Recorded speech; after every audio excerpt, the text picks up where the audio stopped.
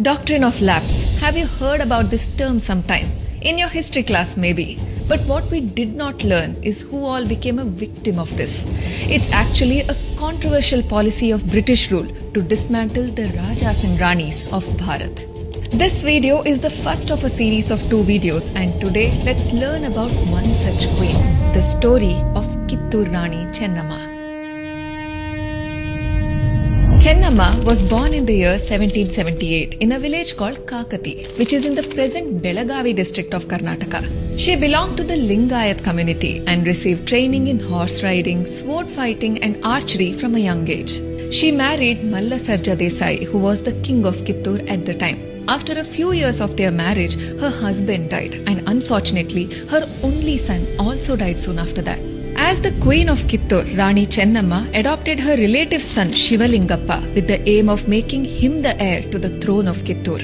But the British East India Company objected to the adoption and ordered Shivalingappa to be exiled from the kingdom.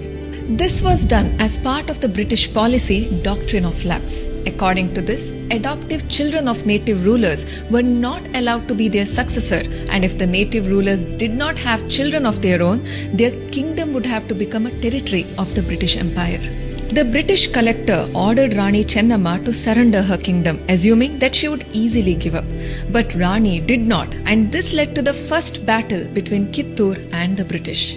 Kittur forces were well prepared and fought bravely. The British forces suffered heavy losses in this battle. The British collector was killed, and 2 British officers were also taken hostages by Rani Chennamma's forces.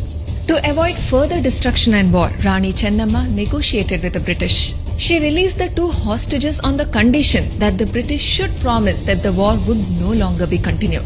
But the British army betrayed her agreement and returned with much larger forces to attack Kittur once again. Rani Chennamma fought the second battle fiercely. For 12 days, Chennamma and her soldiers relentlessly defended their fort. But once again, the Rani was tricked by the British. They corrupted 2 of the Indian soldiers of her own army. These corrupt soldiers betrayed Rani by mixing mud and cow dung with the gunpowder used for the cannons.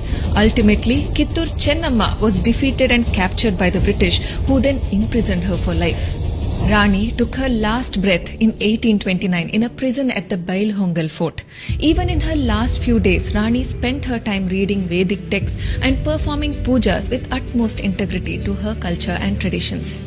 The history of Bharat's freedom struggle is full of tales of brave men and women who fought against foreign forces. But it is unfortunate that in many such stories, it is a few corrupt people within our own country who have been our weakest link. When someone attacks from outside, we can plan and defend ourselves. But when a few of our own people betray the country, it's like cancer growing within, isn't it?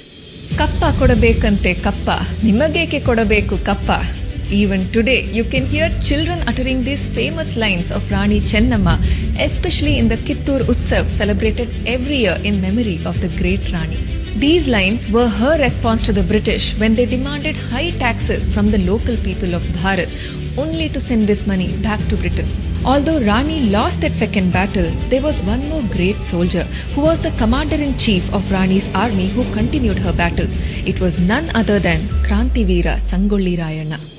In the second video of this series, we will learn about how he continues the battle after Rani. Please share this story with as many people as possible, and to watch our next video, don't forget to follow Social Vani.